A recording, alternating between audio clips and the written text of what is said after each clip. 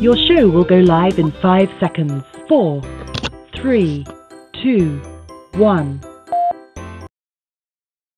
Broadcasting live. It's America's longest running talk show on computers. It's Computer America, bringing you the biggest names in technology with guest interviews, new products, and your emails. Listen live at ComputerAmerica.com on any device around the world. Email the show at live@ComputerAmerica.com or find us on social media. Be sure to check out our website for contests, giveaways, show notes, live video stream, podcasts, and more. You're listening to Computer America.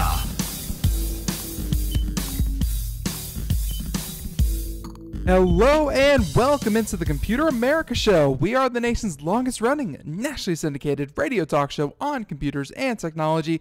Welcome into the program and happy that you could join us. I am your host, Ben Crossman, and what a show we have for you today, because we have the one, the only, one of our favorite correspondents, Miss Sandy Berger, here with us to talk all about a number of different products that I think you'll all be very interested in, because, they hit a lot of those buzzwords, that you've been hearing about. And we have everything from an integrated Roku TV, so cord cutters, listen up. We have mesh networking, we have audio products, things like that. It's going to be a lot of fun. But before we join Sandy Berger and have her join us, we have a few things to mention, including ComputerAmerica.com. That is the best place to find us here. Anything and everything that we talk about on the show today can be found over at our website. And that is things like articles and links to any reviews or anything that we talk about. You can find it on the website, audio, video, the podcast version of the show, all of that at ComputerAmerica.com. Next, real quick, Logitech sponsors a contest where every single Friday we give away a prize from Logitech. And yeah, we'll be doing that again this Friday. So, hey, we could be reading your name live on the air here. And the last thing is, of course, the video portion of the show, where you can watch, not just listen to Computer America. Check it out. It's up on YouTube. We live stream it every single day, and we have a lot of fun doing it. So, all right, with all of that being said, I think we're just going to jump into today, and making it just before the bell rings was the one, the only Sandy Berger. So, Sandy, I hear you back there. Welcome on to Computer America once again. Hi, Ben. It's really great to be here. Sorry I was quite so last minute, but I did make it in time. No, yes, you did. No problem at all. Happy that you could join us.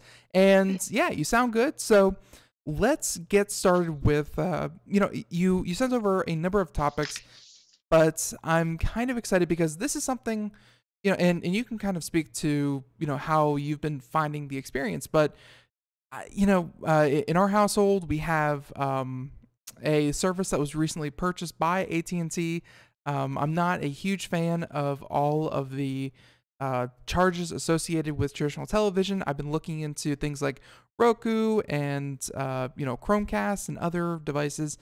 And I thought that maybe a Chromecast, I could get away with that with one on every television. I'm kind of leaning towards just getting a Roku TV to be much more kind of all self-containing, all-inclusive. So, but I mean, cord cutting, it's a viable option at this point. Is it not?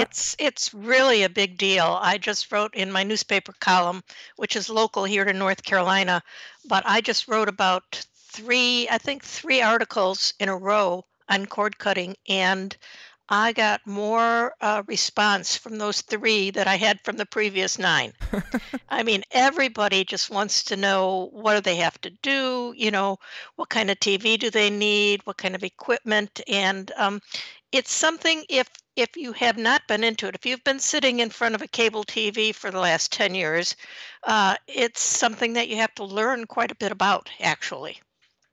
And I mean, obviously there's audiences, there's, the much younger generation who maybe grew up using YouTube and streaming things already. It's kind of second nature to them. But, I mean, how are you finding people kind of adapting to it? I mean, are they kind of thrown off by the idea that you can't get everything live? Or are they liking the fact that you can get so much content? I mean, what are some of the big hang-ups that you're finding with people asking you? I think some of the big hangups are with older people who just don't understand how the whole thing works.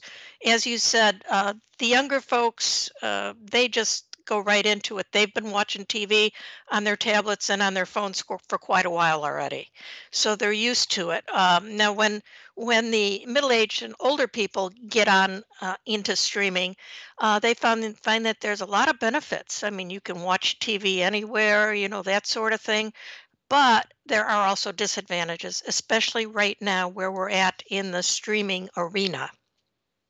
Hmm. Some of the disadvantages, of course, are that they can't necessarily get every TV show that they want. But this is getting better and better. So as streaming comes more online, more people go to streaming, they're going to have a lot more choices even than they do right now. Better and better, and I want your take on this. I mean, this was news yesterday. I'm not sure if you caught it or not, but uh, Disney is supposedly to be pulling out of Netflix's contract, where and Netflix had a deal with Disney that after like 3 months after their initial theater release, all of their programming was supposed to come to Netflix, and it was a big deal. Disney has a lot of great content, but supposedly yesterday they said they're pulling out in favor of starting their own network. Um, yeah, Interesting. No, yeah, I had not heard that. I find that extremely interesting. I was enjoying the Disney idea that you could watch on Netflix so quickly after it's been in the show. So I've already watched Moana and yeah. these other shows that, have not been out of the theaters for that long. I love the way they did that. But what's happening is it's moving so fast, Ben. It's unbelievable. Netflix is now making connections with cable networks, so that you might be finding Netflix on your cable TV. Yeah, that is, and it's blurring that line. But the one thing I kind of wanted to touch on was that and maybe you can say some of your favorites. Obviously, I'm a huge fan of Netflix, and I have Amazon Prime by extension, so of course, yeah, I kind of have that. But I mean, it's the idea that streaming television is kind of working its way towards cable television, because at some point someone out there is going to have the bright idea to say, all right, pay us one flat fee and we'll give you a subscription to Netflix, Hulu, Amazon Prime, Disney, HBO Go, and you just pay us one flat monthly fee of $100 a month, and then we're right back at cable. It's you're essentially signing up for the cable package. So I mean, what kind Well, of feeling do you that's have? how Yeah. it goes. It goes in a circle, so to speak. I can remember years and years ago when TV over the air TV was free, and all you had to do was put up with a few commercials. Hmm. Then cable came out, and cable was great because you could pay a certain price and you didn't have any commercials. Well, fast forward 20 years later, and where are we? We have cable TV with more commercials than we had on regular TV. Yeah. And then, You of know, course, streaming has, next to no commercials, although some streaming services do have do commercials. have So, commercials, right? and Hmm. it's definitely going back that way where commercials seem to be trying to weasel their way back in. I mean, just with all these services. So, but before we get into the services, uh, one big thing about streaming is, I mentioned it, Chromecast, Apple TV, Roku. I'm sure there are other ones like I think the Fire Stick Fire still Stick. exists. Hmm. Yeah, it still exists.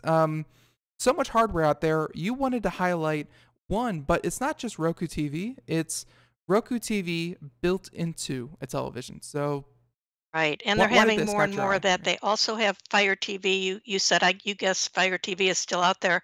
The Amazon Fire TVs are wildly popular. Oh, They have a big chunk of the whole network right now. They're really great actually. I have them all. I have a Roku, I have a Fire TV, I have a Chromecast, I have an Apple TV. Those are the four biggest ones that are out there right now. They all have their pluses, they all have their minuses. And then there's the content that's coming. And you also mentioned being able to get a package of TV shows that's already out there. It's called Sling TV. yeah. There are several others as well, but Sling TV is where you pay $20 or $30 a month and you get your choice. Basically, they have various packages. You can't choose each one, but you get your choice of packages. Um, so that's why it is at least slightly confusing. Yeah, Do you have anything now yet? Do you have a streaming stick at all? Craig does have a Roku, or at least he had like a Roku 3 or something like that. It's been a little while since we upgraded. We do have Chromecast, but I've been doing my research because, again, I kind of want to switch us over from a traditional cable package to, streaming. And I got to be honest, Roku is looking the most attractive right now. I actually like Roku the best out of the whole group. Apple TV was better in some things, but everybody else has caught up to them, and Apple TV doesn't have 4K. Yeah. So I can't understand why anybody would want to buy a streaming stick that doesn't have 4K, even if they don't have 4K, because if they don't have it now, they might have it next year, they might have it the year after. And you're buying something kind of sort of outdated already. Supposedly, and this is just the rumor mill that, of course, starts a month before the Apple announcements happen.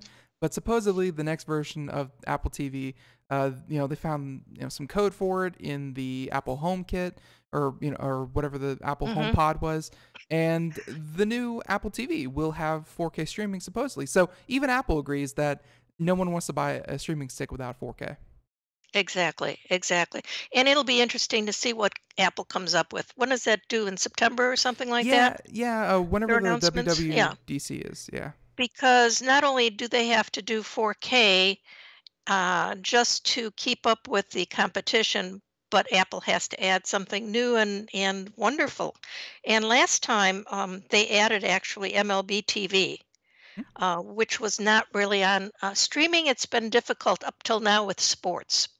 So you couldn't get certain sports, but MLB TV and Apple TV came out at the same time with their package, and it was phenomenal. Well, now MLB TV you can get on a Roku, a Fire Stick, whatever else you happen to have, and it really is great. If you're a baseball fan right now, you can watch two baseball games on the same screen at the same time very easily. You can see all the stats. You can go inning by inning if you can do a recap. It's phenomenal, and that's where we're going with streaming, where every sport is going to have their own streaming things. Yeah, and that's one thing I'm trying to explain to my parents is that it's streaming is, and yes, they are of the generation that they have grown up with television and they're used to just sitting down and watching whatever's on at 7 p.m. It turns out, hey, that's what you watch. It's a shift in thinking that these people have to kind of do and realize, what do you want to watch? Do you want to watch reruns of Friends? Well, good news. Hulu has all of those, and you can start anytime, anywhere you want. You just have to hunt it down. And I think that's a big part of a lot of trepidation, is that you can't just sit down and turn it on and you're done. I mean, you have to find something, but hey, there's a lot of good stuff to find, right? I mean, there's a lot of content that, like, I really don't know much, if any, content other than live news that you can't get on a streaming device.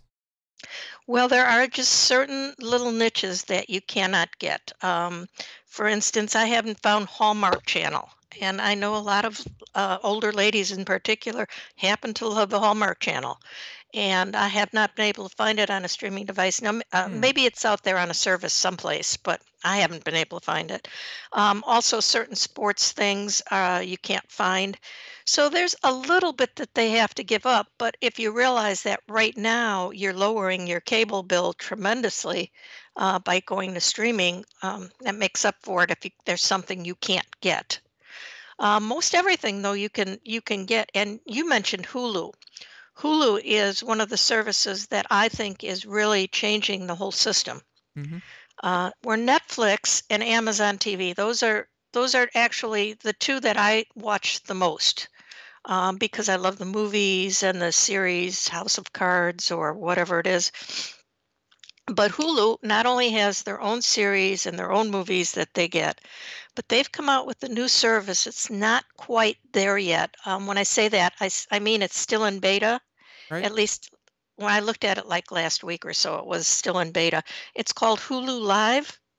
And what it's giving you for about $30 a month, I think, 30 or 40, is it gives you almost all the live stations that you could hope for and a way to record. So that I haven't seen the interface yet right now, or last time I looked, it was only available for Apple's, like Apple devices like phones and stuff like that. But I really think that that's going to change people's thinking about it. And the people who have been sitting in front of the TVs and just used to that choice of what's on right now, Yeah. Hulu Live is going to bring it to them. Yeah, and if you're watching the video portion, we kind of have it up here, and you can see, there's 30 or so stations that everyone kind of expects, live programming, your prime time, and the news. So that's, that's huge. I'm actually probably going to bring that up because news was like the big thing for them. I mean, Hulu. Yeah, they've got a lot more news than they used to. They used to be where you couldn't get a good news channel, right? But you can today, right? And Hulu, I think they're changing the market because Netflix kind of came in. They built this massive library, and people were happy to see reruns of their favorite shows on Netflix. It was good. Netflix took a very hardline stance that they're going to make a lot of original programming. So they're trying to kind of say that, hey, sure, come to Netflix for, the Family Guy and Futurama reruns, but stay for, House of Cards and, whatever they may have. Whereas, like, really, I get the sense from Hulu that they're much closer to cable channels. So, like, exactly. They're more willing to pay more for the shows. They get exclusivity. I mean, if you're in love with cable and not just content, but you love cable, I think Hulu is probably your go-to. I think you're right, and especially within the next few months when they fully roll out this Hulu Live programming. I think that makes it much easier. There are other ways to record some of these programs, but people who are used to recording things, they might like this Hulu Live that's coming up with a recording area too. Yeah, but I think this is also in response to, and I would have to look up the. Actually, I'll do it right now. YouTube also has their own version. We talk about all these, and YouTube doesn't really come up, but YouTube is trying to get into the live TV, the cable package. That's right. It's called YouTube Red. Yeah, right. And what they do is they give you more content, movies. It's a monthly fee. I think last time I looked, it was $10 a month, just like everybody else. And they also now have gotten into their own programming, just like Netflix makes their own programming, Hulu makes their own programming, and the problem, it's not a problem. It's a massive choice that you have. But for instance, I might like Westworld on Hulu, and I might like House of Cards on Amazon, and I might like something else on Netflix. Right. And that means if you're into these series, which is really fun, to go ahead and get all these series, that you can watch and binge on and all that, then you have to make a choice of which one of these you want, or do you want them all? Right. Yeah. And but I mean, a massive part of what cord cutting, what makes cord cutting so attractive, isn't just the fact that you kind of get to pick and choose, but it's also, for the longest time, it seems to not be getting that way because, I think I can name probably 10 streaming services, between HBO and all of them, like off the top of my head. And now Disney's thinking about it. FX just said they were going to come out with their own. Showtime has theirs. Like, between all of them, if you sign up for all of them, you would be paying more. And that seems just kind of counter to what cord cutting, kind of started as the cheaper alternative, Exactly. But cord cutting is for people who don't care about getting 300 different channels. So they don't want to subscribe to everything. Right. And there is work involved here because even though most of the places, Hulu, Netflix, Amazon, they all give you a free trial at 7 days or 30 days or whatever, that is not necessarily enough time to actually decide which ones you want to keep, which stories you want to watch. But the beauty of that is that there's no additional fees for changing. Right. So you can go to Amazon, you can sign up, you can use it for a few months. You don't like it very much, you can turn it off and then go to Hulu. Try that for a few months. It makes TV in one respect, it makes it a lot more work.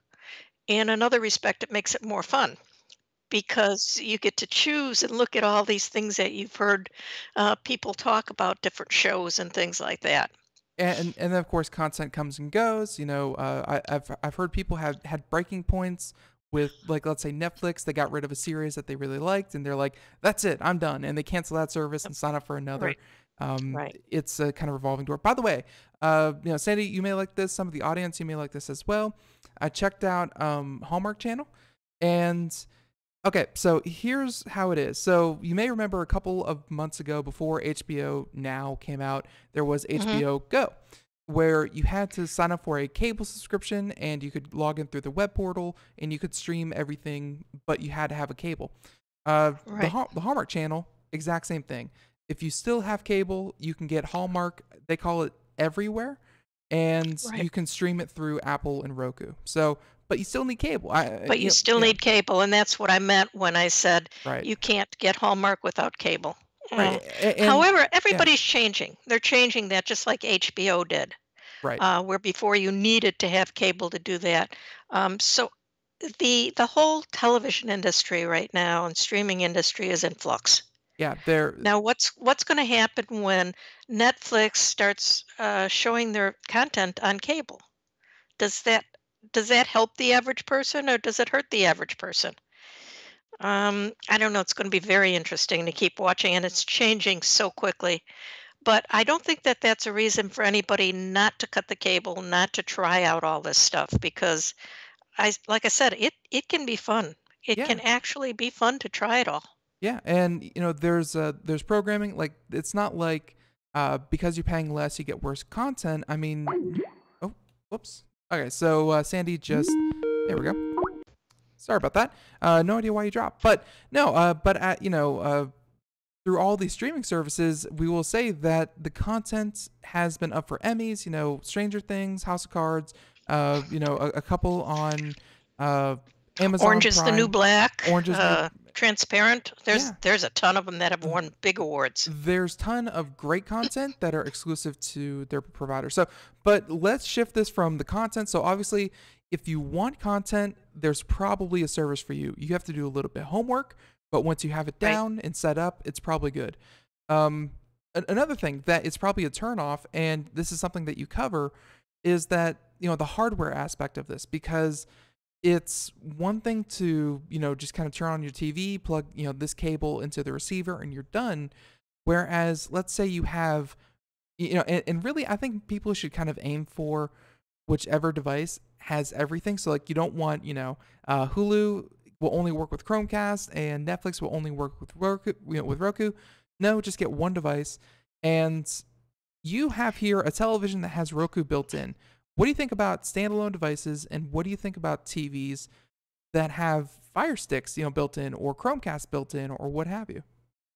Well, I think that it's the wave of the future. Of course, all these companies are trying to get readership or, purchasers that will stick with them because that's what they know. Um, this Roku TV that I actually bought the Roku TV. Okay, it's an Insignia TV, and that is Best Buy's what in-store feature or Hmm. whatever. Um, so most of their Insignia TVs are made by components from LG. So I know that they're good TVs, but we needed a new TV, and so we went over to Best Buy and started looking around. And of course, my husband said, "Well, we're not going to spend a lot on this. We only need say a 36-inch or something like that." Well, Right? what we found at Best Buy was totally amazing. Right now, they have a Roku Insignia TV 43-inch for $299, and it's 4K. Not too bad. Less than $300 for a 4K TV that is a good quality. Now, I purchased this TV thinking I'm going to take it back if it doesn't meet my standards. And Ben, my standards can be pretty high. Of course. Yeah. But it's got breathtaking HD 4K images. It's got this Roku built in, which I'll get to in another minute, but it's got DTS True Sound. It's got 3 HDMI ports. It's got just about everything you want. The only thing that higher end TVs have that this one didn't is HDR. Right. Now, as you know, HDR is a wonderful thing. It makes the colors brighter and the picture a little bit better, but that's only if you are viewing content that's been created in HDR. And I think there's only 2 companies right now that have that. Netflix has some of theirs in HDR, and Amazon has some of theirs in HDR. So most of your everyday watching, you're not even concerned with that. Right. So anyway, I got this TV home, and I've been really impressed with it. And I think I found the exact one if you're watching the video portion. Here it is, 43-inch, 21. Everyone, 2160p is code for 4K. It's, 4K. So Right. instead of 1080, It's double also that. called Ultra HD. Right. UHD, Yeah. there's a couple different names for it. But no, I mean, it does seem to be pretty impressive. I mean, it feels like I knew 4K was going to be a pretty good successor to 1080p and HD because, we purchased a 4K TV, the year after it came out, $500 for a 55-inch. I mean, and this is obviously cheaper, and, TVs have gotten cheaper since about a year ago. I mean, it's, 4K is easily the new standard. I'm not even, going to try to claim 1080p should be something you're aiming for. But, you did mention that a lot of these, some devices, some streaming devices don't support 4K. Like, is there like a non-4K and a 4K version of each of the devices we've been talking about? Apple TV has only regular. They don't have 4K. They'll be probably coming out with that in the fall. Right. Roku, I think all the higher end Rokus have 4K. As a matter of fact, I'm positive that they do. I don't know if the cheapest one has 4K or not. The newer Fire TVs and Fire TV sticks have 4K. Older ones, which you can still buy, like last year's version, does not necessarily have 4K. Gotcha. So, the same with Chromecast. There is a Chromecast that sells for about $35, and then there's a Chromecast 4K, which is the upgraded version that sells for about $49. Right. Now, to get back to that for just a minute, the problem with Chromecast is it's great for people who are used to actually having a device in their hands, be it a phone or a tablet or whatever that they can throw. They're actually throwing it to the TV. But it's not good for people who are used to have a remote control because Chromecast doesn't come with a remote control. Yeah, very, very important. So Okay. Now, there's a caveat there too, is that if you have a Google Home device, you can then use Chromecast on your TV and your Google Home device to throw the information over. So you can stream Amazing. it. So you can stream it from Google Home. So you wouldn't need a dedicated tablet. You could just use your Google Home. Right. Now, I believe you have to have the correct remote control with that. Right. So anyway, it is possible. But if you're not really into having a device that you control everything and you're used to remote control, then Hulu or the Fire TV stick are both excellent choices. Not Hulu, I'm sorry, Roku. Right. Roku and the Fire Stick are excellent choices. And the Roku being built into the TV, I found it very interesting.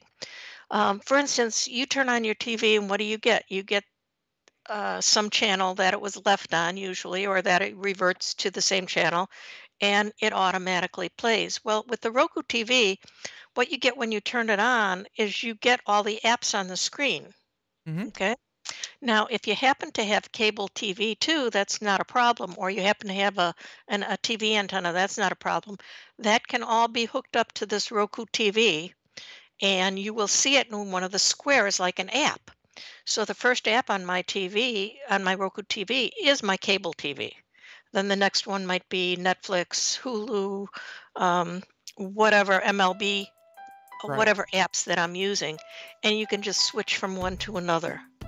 Very, very easy to set up. I was amazed at how easy it is to set up. It's fast.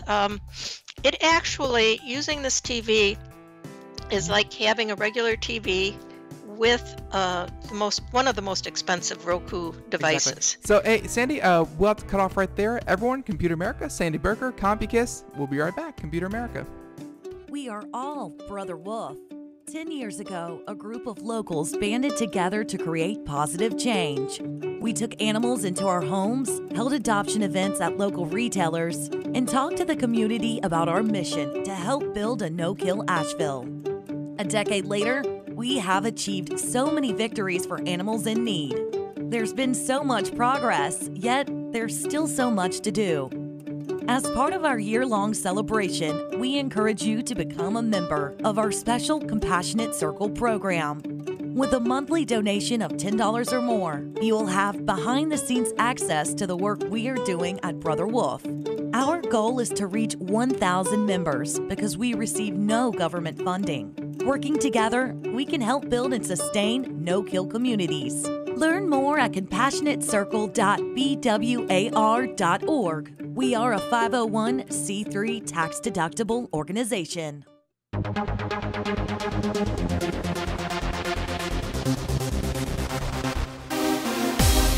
And welcome back to the Computer America Show. If you are just joining us, welcome into the program. And if you missed any part of our interview so far with Sandy Berger, she's a regular here on the program. Check it out, computeramerica.com, and you can check out, of course, audio, video, and all that good stuff, but also the podcast, where we are available, yes, through streaming devices such as Roku and Chromecast and everything else we've been talking about, but mainly through different stations such as, of course, iTunes, iHeartRadio, yada, yada, yada. So, yeah, and that's just, I think, another aspect that, when we talked about all the different content, we talked a lot about how do you adapt kind of cable content to a streaming device, and that's pretty important. But another aspect is that you get a lot of content that isn't available through cable. And personally, when I'm sitting in the kitchen and I want to watch someone make a recipe, because hey, we have a TV in the kitchen.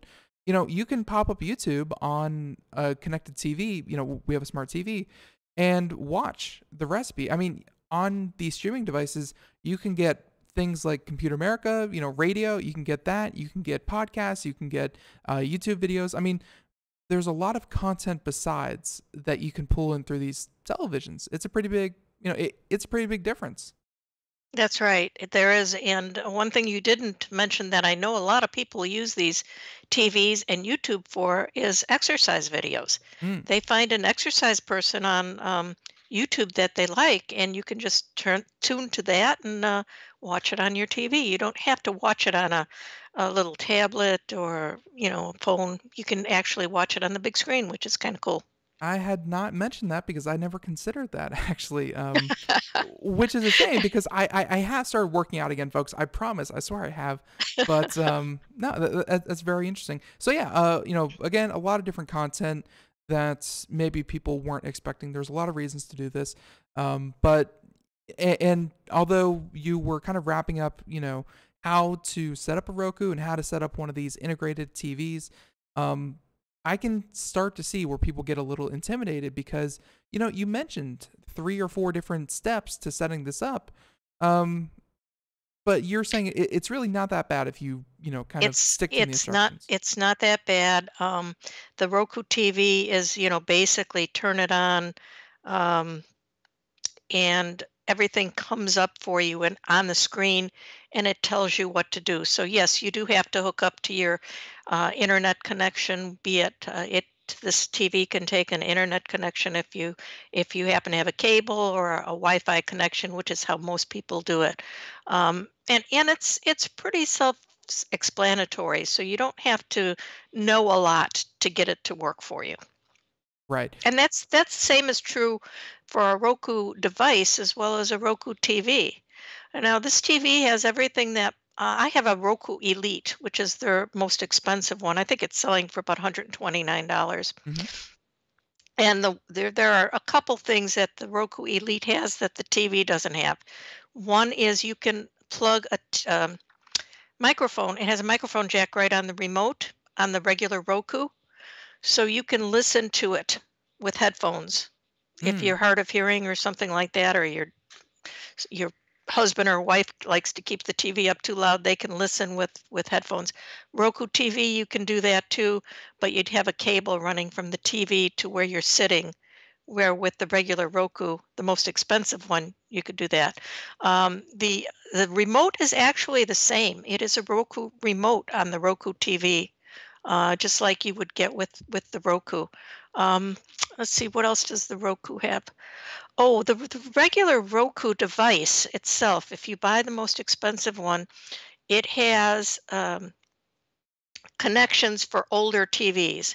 So if you have a newer TV that has an HDMI port on it, hmm to hook up the Roku, all you're doing is plugging it in. The same with the Fire Stick or with the Apple TV.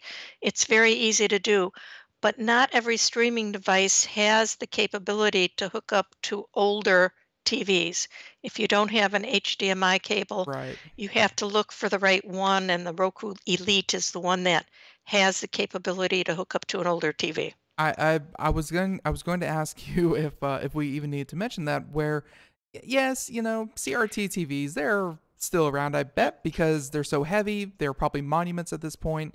They're impossible to move. But I mean, I think a lot of TVs have an HDMI port.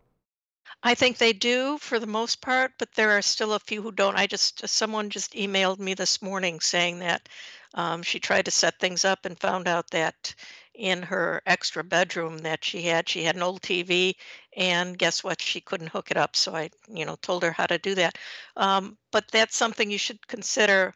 Anything with the streaming is going to be much easier if you have a TV with an HDMI port. And I'll tell you what, at Mm-hmm. $300 for a 4K TV, that's not much to spend, 300. really. I mean, I know Yeah. a lot of people might not want to spend that much, but considering that these 4K TVs cost thousands of dollars just a couple years ago, there's some great stuff out there right now. And yeah, and again, you can kind of go to Insignia's own website, although it's kind of an offshoot of Best Buy. But $300 for the one that you purchased, maybe for bedrooms, 43 inches, pretty good. For common areas, maybe the 55-inch, which yeah, about 450. I mean, and also you can kind of subtract the price of what I would assume would be about the feature set of like a $50 Roku, kind of Right. built It's in. even more than that. I think it's probably the $80 Roku. Right. So you subtract So, that off the top. I mean, and the ease of use, it's all built in. You don't have to worry about a second set of things. I mean, mhm. it's really like when I'm thinking about replacing cable in my home, I'm thinking about, trust me, my my 720p's and my 1080p televisions, they've been running for 6, 8, 10 years. I love them, but I think it may just be, less hassle if every TV was just a smart TV. Well, that's true. And when you say a smart TV, now I have a smart TV, Hmm? but I don't use it as a smart TV. I don't connect. I mean, it's obviously connected to the internet, Right. but I will use my Roku or my Fire Stick or my DVD player. Hmm. I have a 4K DVD player, which I can use very easily, and it works better than the smart TV. And one of the reasons is because it gives you more capabilities. The Roku has more apps than you can even imagine, it seems to me. I mean, it has more apps than the Fire Stick. It has more apps than any smart TV I've ever seen. So when I started off with this TV, it did not have HBO Now on it. Oh, And so I had to make other arrangements, and now I'm using the Roku for that. For a while, I was actually using the Xbox for it. yeah. So there's all sorts of different ways you can go about this. And folks, start by learning more about it, about how this all works, because you're going to need to know a little something about it before you take the plunge. Right. Yeah, and thank you for mentioning, of course, the consoles, because that's one TV that I don't have to go buy a smart TV, is the one that I have hooked up to my my Xbox, because Xbox, not only does it have all the different apps that we've been talking about? But even beyond that, Microsoft has some, Xbox exclusive cable package, as well as Right. PS4 has their own as well. So, Right. And it's PlayStation does too. yeah. And the PlayStation, although PlayStation it's View, I believe. View. PlayStation View, that's right. And it sounds like you have to have a PlayStation, but you don't. You can run this PlayStation View like a service on any TV that can handle it. And it's actually hmm um, a Sony device, so it's or service, so it's very good. Yeah. So yeah, and okay, so I think we're going to move a little bit beyond that, but we are going to segue from not just, of course, streaming, but one thing that's streaming, and this is maybe older, older listeners or older people who are trying to make the switch, because it is it is a lot more convenient. It's much more your time, your schedule, your content. But one thing that you really have to make sure that you have set up is, streaming relies heavily on a good internet connection. And I'm not talking about DSL. I'm not talking about dial-up. And, satellite, it's come a long way, but I'm still not even talking about satellite in a lot of Right. cases. So we can kind of segue into our next topic. It's in the show notes, mesh networking. So talk real quick, about streaming technology. What would you kind of recommend be the bare minimum for internet connections, and then maybe get into why mesh networking might be something you want to consider if you're going, fully streaming. Well, what you said is absolutely accurate. You don't want to even play with dial-up or with DSL or anything like that. You have to have a good, solid connection. 15 MPS is, you know, about the bare minimum, and that's if you don't do anything else while you're watching that TV or your 15, streaming yeah. device. 15, by the Um, way, and just real quick, 15, by the way, is the new FCC mandated minimum for broadband. So I think we can say broadband or bust. yes, exactly. So you're going to need a broadband connection, and that's something else to consider. Although you're going to be paying less money probably to the cable company for your TV, if you have one of these packages from the cable company, which includes your telephone, your TV, and your internet, once you cancel your TV, you might be paying more for the internet. Right.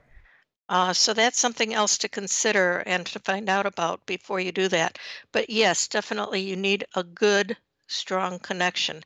And if you don't have a good wireless, and I'm assuming now, okay, I make the assumption that uh, at this point in time, most of our internet connections have been put into a small room on the side of the house someplace. They are not near the TV where they should be.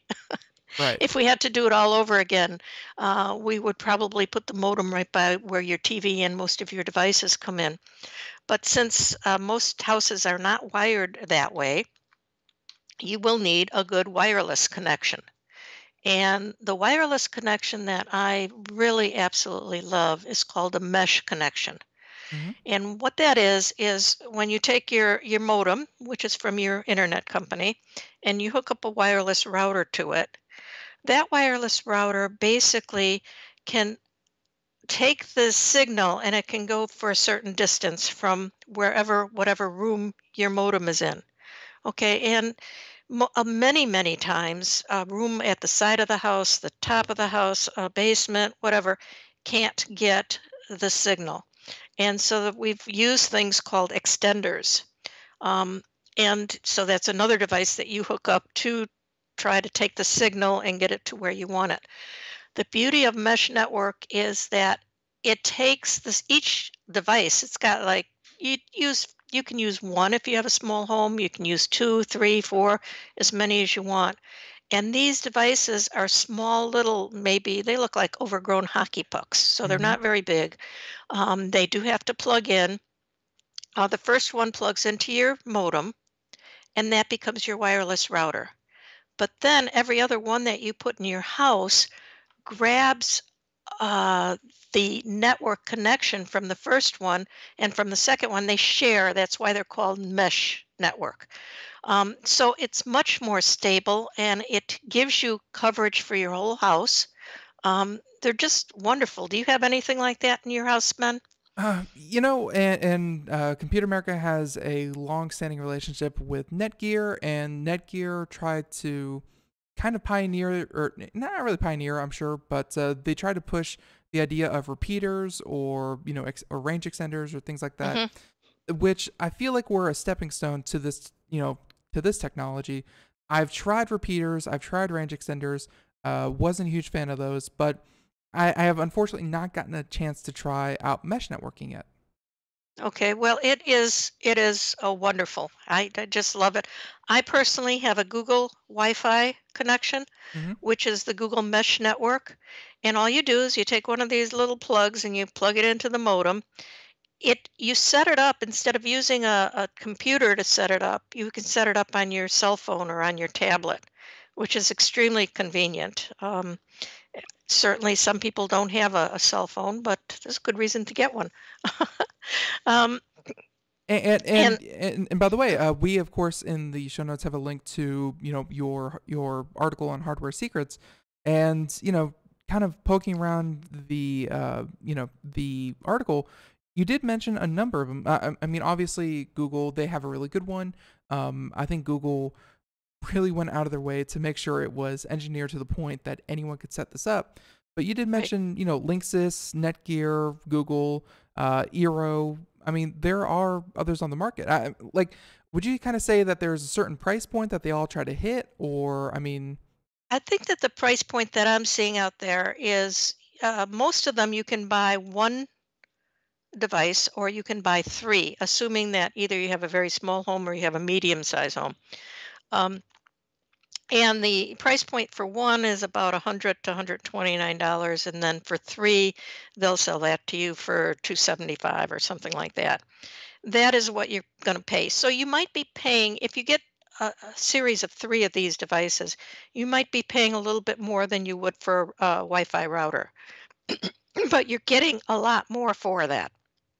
For instance, um, I took one of these little puck devices, one of the Google Wi-Fi's, and I put it in the room near my TV because my modem's in the side of the house. And you can also you plug it into the wall, but then each device also becomes um, like an Ethernet connection, like a wired connection. mm-hmm, So you can take your TV, which almost all new TVs have Ethernet ports, or you can take a Roku or your DVD player and plug it into your puck, into your Wi-Fi.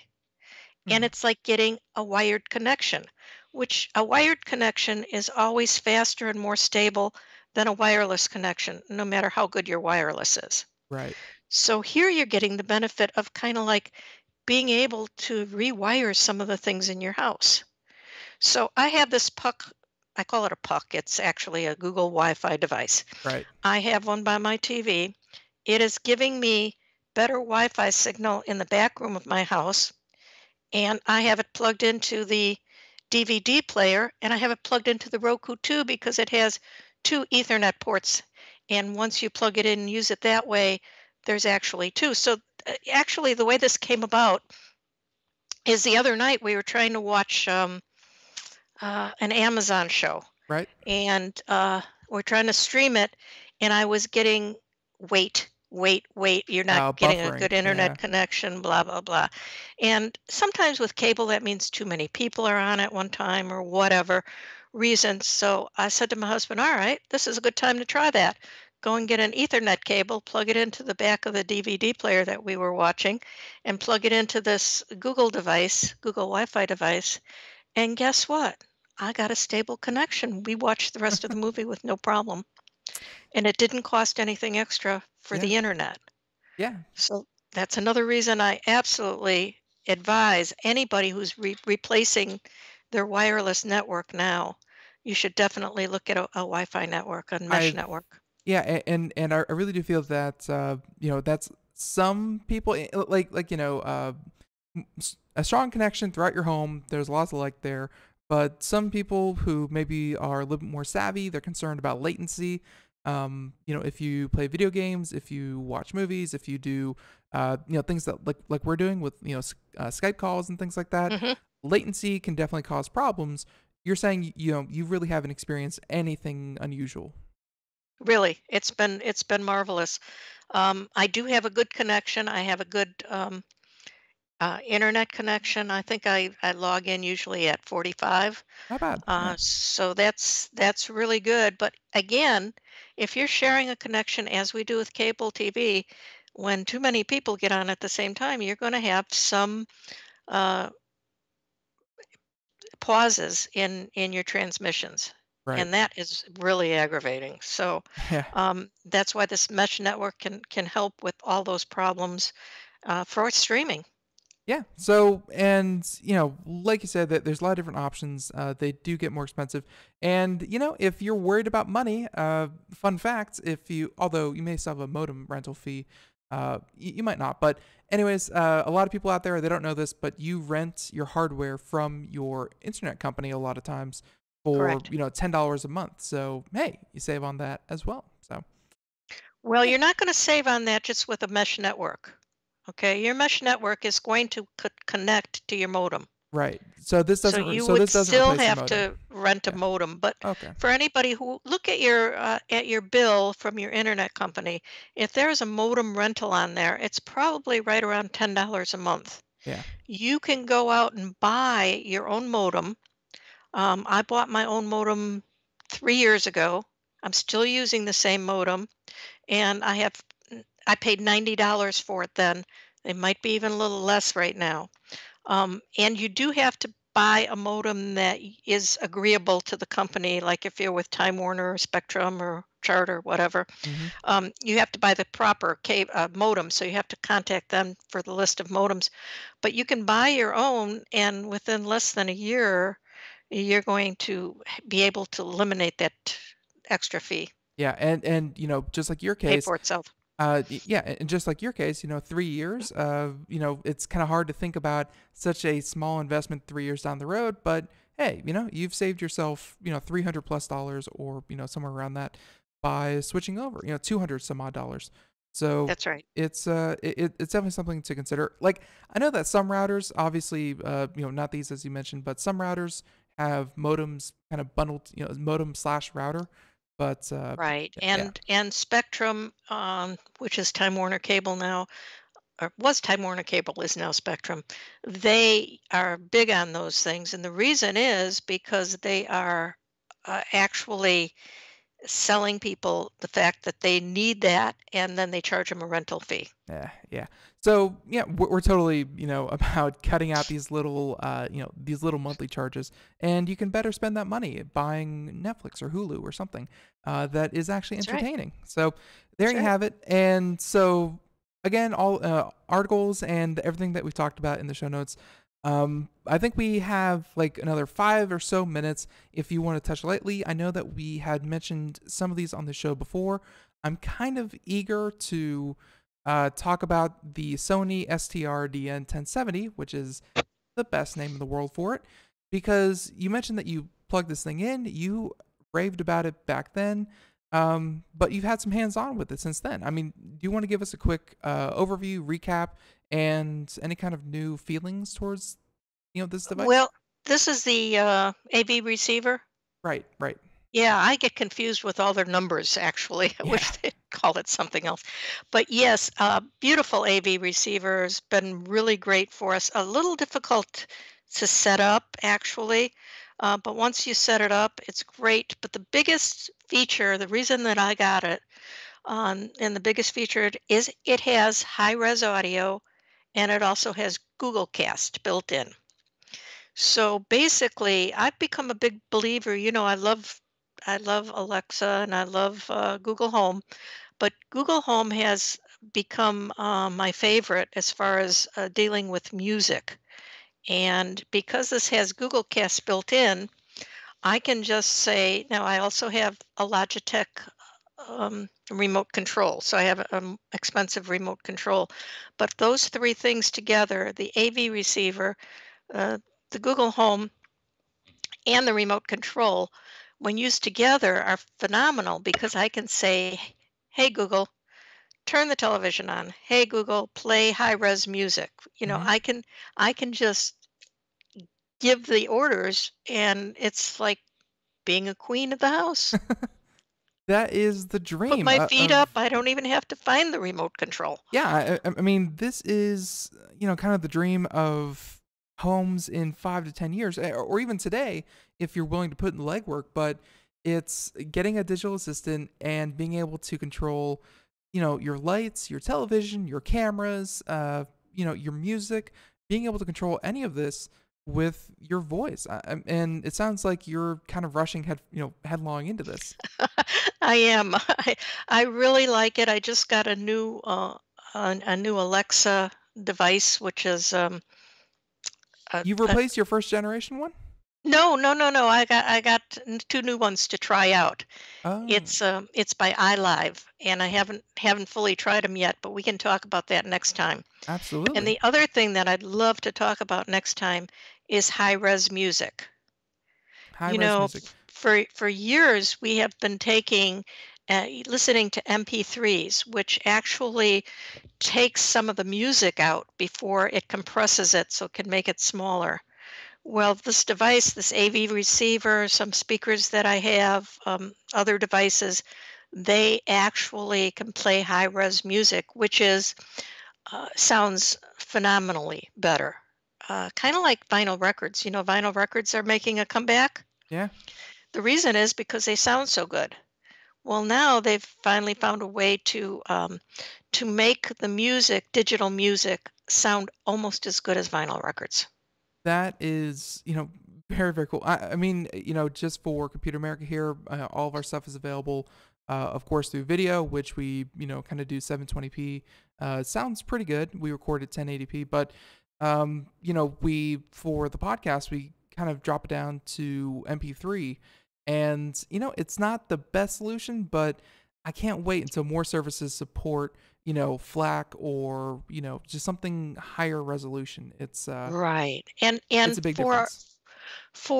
speaking, for text, the MP3s aren't bad, but when you get music and you can get it in FLACs or another resolution, it the depth of the music is there. That's Right. not in MP3s, and it's actually not in CDs. This high-res music that I'm talking about are better quality, have more audio depth than CD. Right. So, and of course, to take advantage of that, another thing that you'll find in the show notes for today's show will be a link to the H-Ear Go speaker, also from Sony. Right. So, Yeah, Sony is the company that is making a big push into the high-res music, and they do a great job. I have this is a portable speaker that does high-res, and it does Wi-Fi, and it does Google Cast, which that's a whole nother show, isn't it, Ben? yeah, absolutely. Talking about Google Cast and all that, but we can do that sometime. Absolutely. So, but folks, we are just about out of time. Sandy, if people want to find out more information, more writing, obviously Hardware Secrets seems to be home to a lot of your writings. It Compukiss, we're is. still pointing people that way. If people want to find out more about Right. you, where can they go? I think Compukiss.com, it's COMPUKISS.com, is a great place to go. And I'm just making another effort to do some more constant updating there. And I think you'll see some new things that'll be really good in the next month or so. Very, very cool. So, and again, I 90 know I've said it seconds. like 100 times this episode, but show notes has it all. So, Sandy, thank you so much. And of course, looking forward to having you